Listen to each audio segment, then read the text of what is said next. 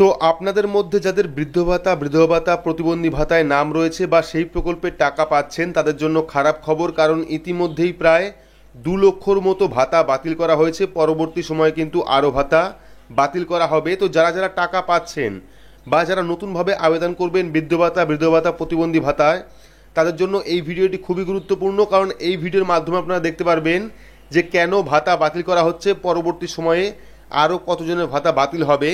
তো ভিডিওটি প্রত্যেকেরই কাজে আসবে, অবশ্যই শুরু থেকে শেষ পর্যন্ত দেখবেন।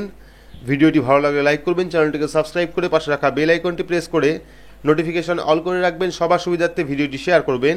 তো চলুন শুরু করি। তো এখানে আপনারা দেখতে পাচ্ছেন আধার, ভোটার, প্যান কার্ডের গরমিল, পেনশন বন্ধ হাজার হাজার বয়স্ক নাগরিকের। তো ডিটেলস দেখে নেব। তো তারপর এখানে দেখুন আধার, ভোটার, প্যান কার্ডে আবেদনকারীর জন্ম তারিখ পৃথক থাকায় রাজ্যের প্রায় 1.5 লক্ষ প্রবীণ মানুষ বিধবা ও বার্ধক্য ভাতা পাচ্ছেন না।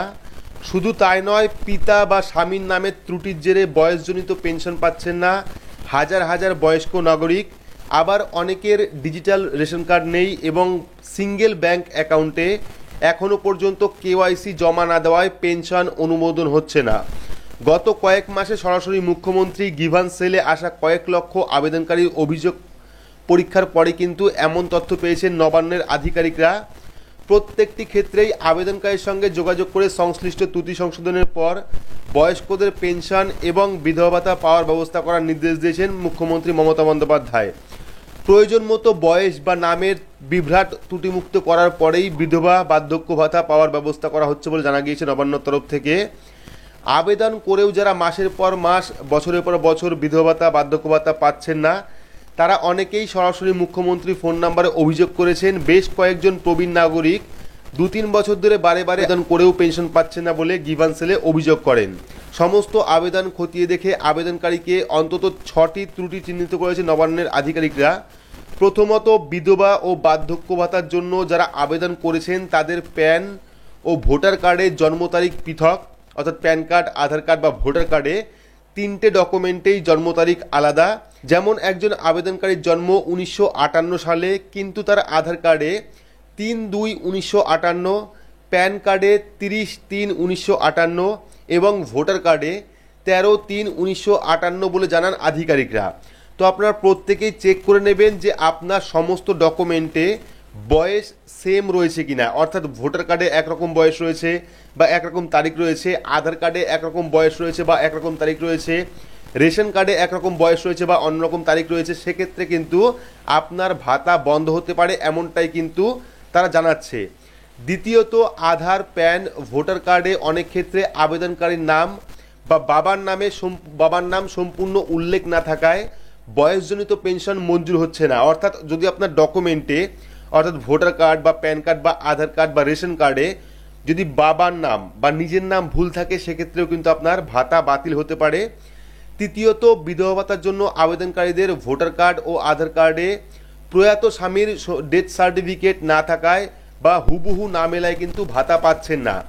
অর্থাৎ যারা বিধবা ভাতার জন্য আবেদন করেছিলেন বা যারা বিধবা ভাতা পাচ্ছেন, তাদের যদি ডেথ সার্টিফিকেট, অর্থাৎ স্বামীর ডেথ সার্টিফিকেটে মিল না থাকে, সেক্ষেত্রেও কিন্তু তাদের ভাতা বাতিল হতে পারে।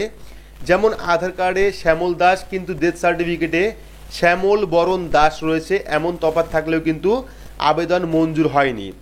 অর্থাৎ কোনো একটি স্পেলিং মিস্টেকেও কিন্তু আপনাদের ভাতা বাতিল হতে পারে। যদি সারনেম থাকে, সেক্ষেত্রে সারনেম অবশ্যই যুক্ত করবেন। চতুর্থত, আবেদনকারীর ব্যাংক অ্যাকাউন্ট অবশ্যই সিঙ্গেল হতে হবে। বিধবা ভাতার জন্য আবেদনকারী বহু মহিলা প্রয়াত স্বামীর সঙ্গে থাকা জয়েন্ট অ্যাকাউন্টে নাম্বার দিয়ে থাকেন, সেক্ষেত্রেও তাদের পেনশন মঞ্জুর করা হচ্ছে না। পঞ্চমত, কেন্দ্রীয় সরকার মাস কয়েক আগে নিয়ম করেছে বিধবা ও বার্ধক্য ভাতার ক্ষেত্রে ডিজিটাল রেশন কার্ড থাকা বাধ্যতামূলক, কিন্তু নবান্ন সূত্র খবর যারা অভিযোগ করছেন তাদের একাংশের পুরনো রেশন কার্ড জমা দিয়েছে, স্বভাবতই বাতিল হয়ে গিয়েছে আবেদন। এবং ষষ্ঠ, আবেদনকারীর সিঙ্গেল অ্যাকাউন্টের পাশাপাশি ব্যাংকে কেওয়াইসি বাধ্যতামূলক। এখানে কিন্তু টোটাল 6টা কারণ দেখানো হয়েছে। প্রথম কারণ সেটা হলো আপনার ডকুমেন্টে মিল না থাকায়। দ্বিতীয়ত, আপনার সাথে আপনার স্বামীর বা বাবার মিল না থাকায়। চতুর্থত, আপনার ব্যাংক অ্যাকাউন্ট সিঙ্গেল থাকতে হবে। পঞ্চমত, বিধবা বা বার্ধক্য ভাতার জন্য ডিজিটাল রেশন কার্ড থাকতে হবে। এই রকম সমস্যায় যারা রয়েছেন বা এই যাবতীয় ডকুমেন্ট আপনারা ভালোভাবে খতিয়ে দেখবেন। যদি সব কিছুতে ঠিকঠাক থাকে তাহলে কিন্তু আপনারা পেনশন পাবেন, না হলে কিন্তু পাবেন না। তো এই ছিল ছোট্ট একটি আপডেটটি আপনাদের কেমন লাগলো অবশ্যই কমেন্ট বক্সে কমেন্ট করে জানাবেন। ভিডিওটি ভালো লাগলে লাইক করবেন, চ্যানেলটিকে সাবস্ক্রাইব করে পাশে রাখা বেল আইকনটি প্রেস করে নোটিফিকেশন অল করে রাখবেন। সবার সুবিধার্থে ভিডিওটি শেয়ার করবেন। তো আজকের মতো এইটুকুই, ধন্যবাদ।